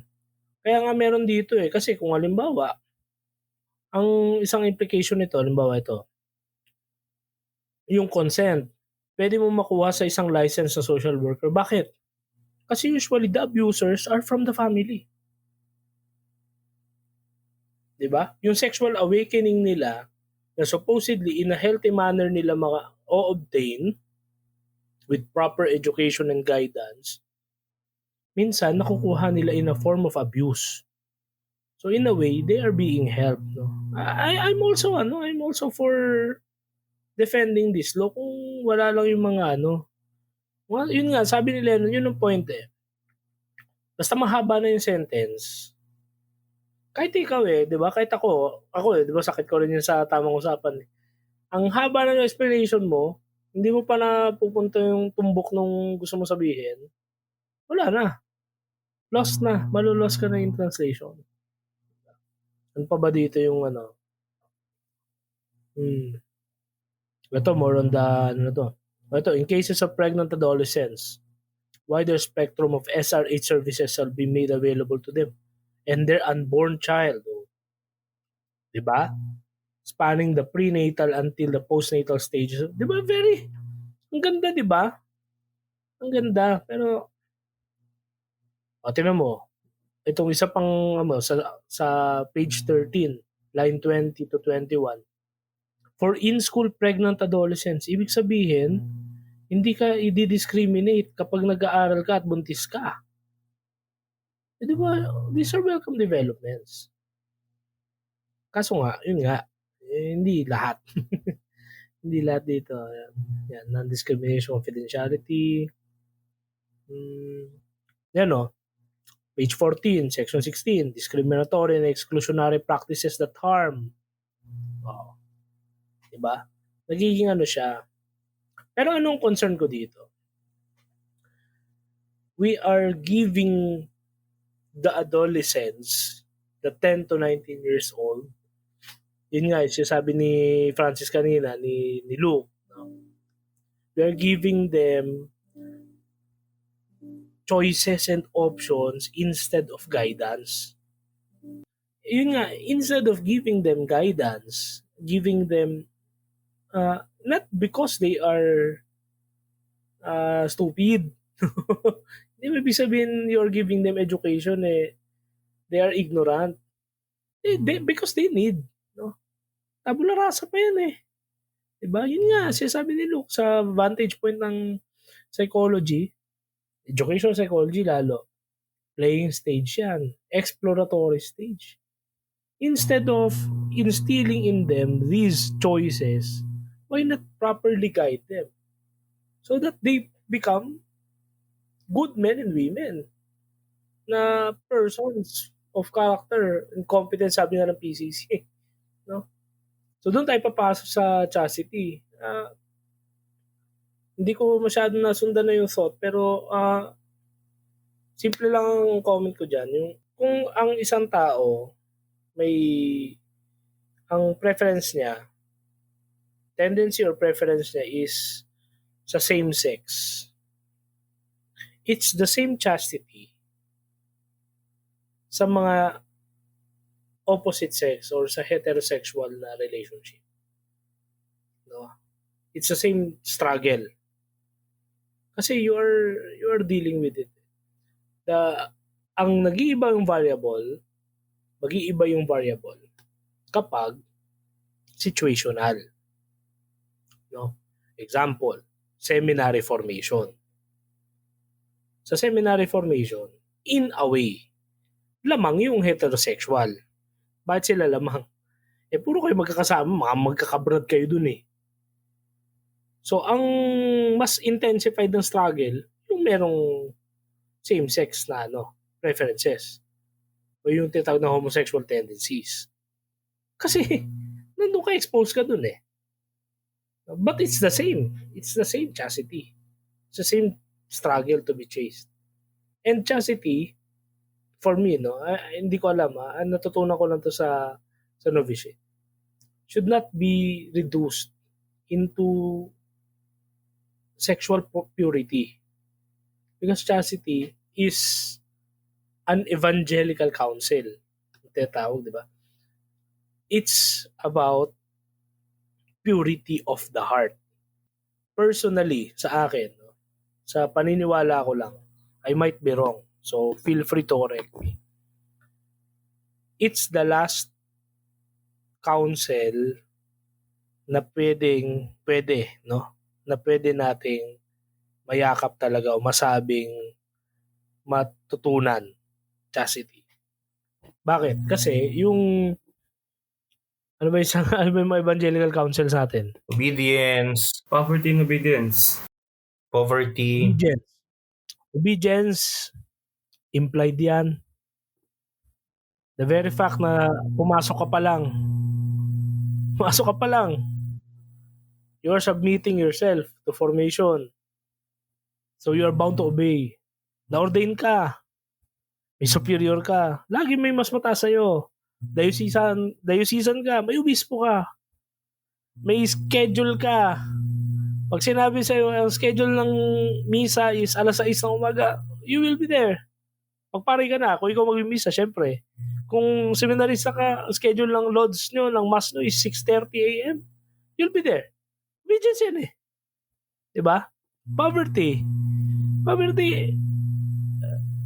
Ang dami ng definition ng poverty. Meron ako na-encounter. Ito, hindi ko na sasabihin yung congregation eh. Sabi, okay lang naman may sasakyan, may sarili kang bahay at meron kang swimming pool. Basta wala kang ibang inaasahan kundi ang providence ng Diyos.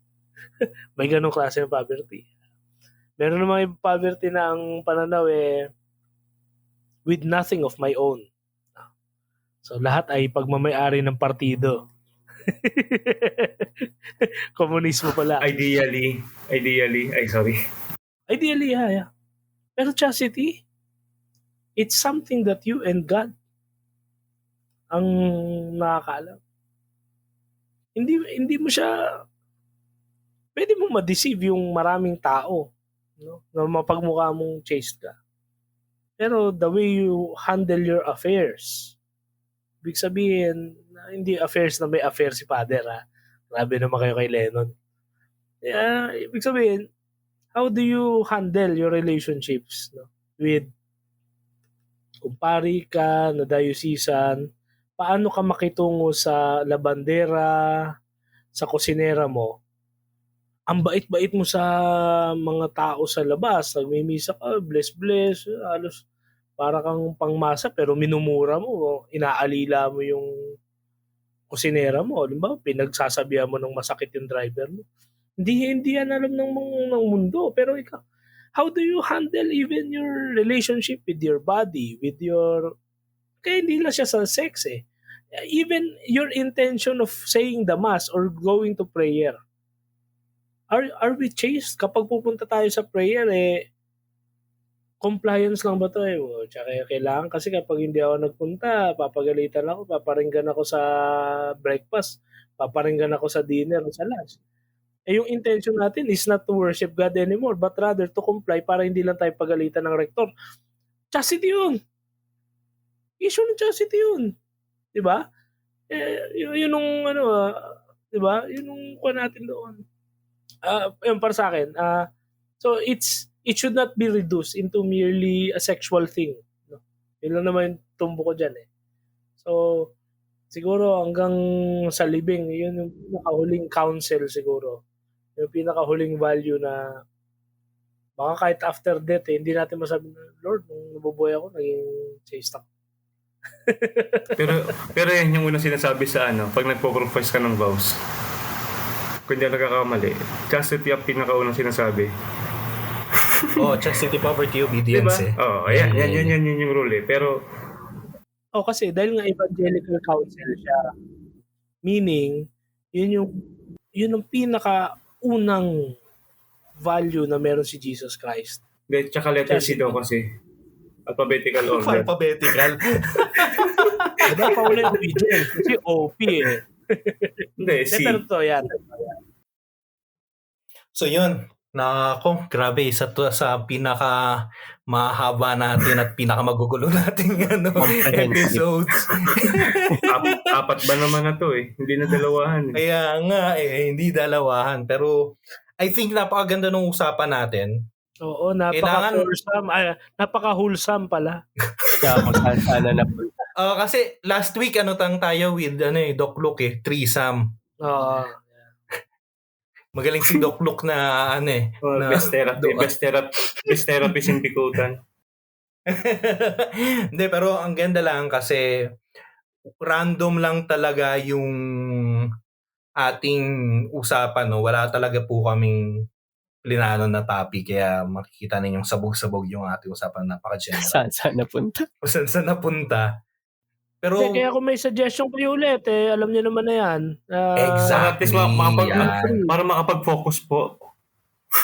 Kung meron po kayong mga tanong para sa aming dito naman si Doc Luke sa psychology, na may kinalaman sa psychology, no, sa therapy, sa education, nandito po si Doc Luke. Kung may mga tanong kayo sa Christian morality, sa sexual ethics, nandito po rin si Kuya Francis na yan ang kanyang expertise, no? Sa immorality ako na lang. Si Russell po. Saan? Pero sa immorality. Pero sana hindi ito yung huli. Sel, dapat i-invite ulit natin itong dalawang ito para sa automatic, mga coming natin. Alam nyo naman, needless to say, mga kayo dito, host na kayo dito naman talaga ng tamang usapan. Ayaw nyo lang talaga. Shy type daw kasi. Grabe naman. Shy type. Last year lang naman kayo dalawa lang yan. Mag-host kayo, pupulutanin namin kayo dito. Yun lang naman ang kapalit yan pero yun po, kung meron kayong mga questions, yes. May mga topics kayo na ngayon, presentation lang po ito nung dalawa actually. Phone-in question. Di ba? Kuwari, introduction pa lang po ito. Baka meron po mga may tanong para kay Doc Luke, bakit mo ko iniwan? O bakit saan ba ako nagkulang? Bakit mo ko tinanggihan dati? Mga ganon, di ba? So, pwede po kayong sa akin yan saan ba ako nagkulang? Hindi, sumusobra ka na nga So anyway, so I think sumusobra na rin tayo kasi mahaba-haba na to. Tsaka para rin makakain na ng maayos si Doc Luke na kumakain ngayon at si Kuya Francis ay makatulog na dahil inaantok na raw siya. Pero anyways, yun po. Ewan ko kung meron kayong mga last message sa ating mga wala naman tayo talagang topic na maayos yan, pero at least maganda meron kayong last yung message. Discussion ngayon. May realization lang ako na there are things na legal but not moral. Tapos there are moral but not legal. No? So, I mean, naglalaro lang in between doon. Like yung panlilimos o baka ma-open na naman bagong topic. Anyway, moral yon but not legal. Yung mga ganong cases. Or, yeah. Let's say, halimbawa, abortion. Legal siya but not moral. So, hindi pa siya legal sa Pilipinas. Well, dito sa atin, sa context natin. Actually, kapag pumunta, ngayon kasi pag bumabiyahe ka sa ibang bansa, kailangan mo mag-fill up ng e-travel, ganyan. Tapos meron doon sa declaration mo sa customs. So kung meron kang more than $10,000, di ba? Or mga products, yan. Isa doon na nakasulat doon, nasa red, sabi niya, bawal magdala ng dalawang uri ng materials. Anti-government materials at pro-abortion materials. Kaya yun ang in fairness sa atin. Hindi, tsaka we used to have the time na wala kasing delineation ng legal sa moral. No, noong time na yung morality is the code. No? Pero ngayon, dahil nga nagse-separate na yun nga, not only the church and the state, but yung morality sa legality, we have these complications na. Kaya it's something that we have to also embrace and to adapt, especially when we are talking about policy development, yung mga batas natin. Maraming provisions na legal or pinipilit gawing legal kahit alam nilang hindi moral, just to serve certain interest and agenda. Ayan, Kuya Francis, anong last message mo? Again, thank you for inviting me kahit last year pa dapat. And then ayun nga. Tagal na nga. Maganda yung topic kasi although napakalawak na usapin pero na hindi natin alam kung saan ba tamang usapan. na hindi natin alam saan ba tayo mag-end o magaganon. Hindi, ang paniniwala kasi namin nila yun. Ang filosofiya namin nila yun sa tamang usapan. Di baling hindi makalanding. Basta maka-take off lang. Kasi may mga pare na nag-umili. Hindi nga maka-take off eh.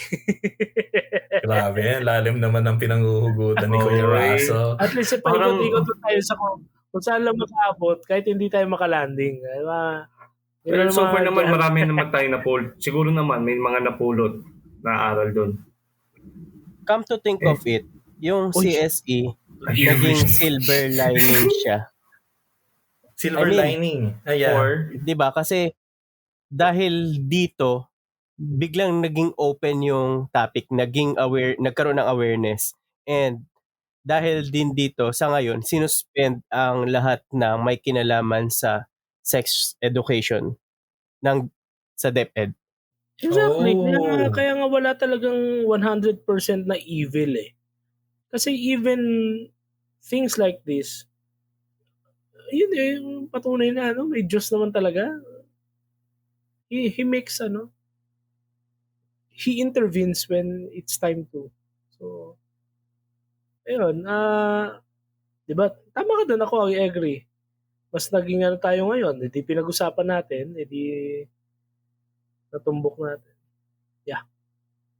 Ang gusto ko sana next time na ma-invite namin kayo ay pag-usapan naman natin yung tradition, no? Sa Kasi sakto eh. Nung nakaraang episode natin, nakausap natin si Doc Luke about sa masculinity, sa sexual health, no? Tapos ngayon, medyo mas malawak, meron din tayong sexual health and everything nice. So, magano naman tayo, medyo mas religious. So, tradition naman. Ano ba point mo nun na sa sexual health lang si Luke talaga magaling? Best advice talaga yan si Luke. Yes. Kilala natin yan eh. Yan. Sa kanya natin natutunan ng lahat. Yan. Ikaw yung aming tito sa usapan. So nairaw kasi siya kuya ang tawag sa kanya. Oh. Ay Kuya Luke. Hindi pala Luke ang bigas. Kuya Luke. Hindi na tuloy nagsasalita. Wala na sila pala. Ang dami na nating pasakali eh. Closing dapat to, pero inabot na naman ng 2 minutes eh. Kaya nga eh. So katulad po ng lagi ko pong sinasabi ay kabisado niya na rin naman to. So maraming salamat po kung nakarating pa kayo dito sa bahagi na to. Maraming salamat sa patuloy ninyong pakikinig. 3 years na tayo na magkakasama at nag-uusap-usap dito. Maraming salamat po sa inyong pagsuporta. Kung kayo po ay hindi pa ninyo nakakapag-subscribe kayo sa Spotify or sa Apple Podcast o kung saan man, please, it will be a really great help for us, no? Tapos pindutin nyo na rin po yung bell dyan, no? Para ma-notify kayo. At kung pwede, ay paki-rate na rin po kami, no? And also, if you can share it to anyone na sa tingin ninyo ay interested. This season 3, ang atin pong goal ay ito, katulad niyo na mas marami tayong guests para mas bumukas yung aming mundo ni Russell, no? Kasi yan talaga yung sabi ni Russell, saan dapat daw mas bumuka, mas maging open yung aming mga utak sa mga bagay-bagay, no? Para hindi lang kami maliit at ma-close, no? Masyado. So, we are now being more open, kaya the more, the merrier, no? Yung, kaya kung meron po sa inyong open relationship, hindi, joke lang. Kung meron po sa inyong open na mag-guest dito sa ating tamang usapan, ay welcome po kayo, ano? So, ayun, ang dami ko nang pinagsasabi dito. Anyways, you can always send your comments, suggestions sa ating email, tamangusapanpodcast@gmail.com. You can always see our articles kung mas preferred ninyong magbasa at magsulat sa ating website, tamangusapanpod.com. So, ayun, teka. Dahil may dalawa tayong ngayon, guests Sila ngayon. mag-closing. Oo. Sila mag-closing. Yan. Ano na? Andiyan ka pa ba, Luke? Nagparamdam ka naman. Nawawala na si Luke. Boy, gusto ba kayong batiin ng Chinese New Year? Dahil wala naman. Wala yung audio. Luke? Nandiyan pa ba? Luke, namimiss ka na rin. Mali. Hello. Yan. O yan. Salamat sa ating isa na namang makabuluhan at productive, hopefully, na episode. Muli, ito po si Russell. Ito naman po si Lennon. At ako.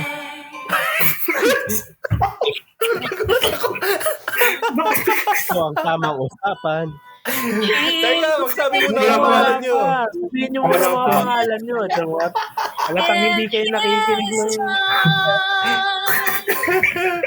ulit. Thank you. Ako po si Russell. Ako naman po si Lennon. Ako po si Luke. At ako naman si Francis. Ito ang tamang usapan. Usapang may tama. Bye-bye. Magandang gabi po. Thank you. Bye-bye. Bye-bye.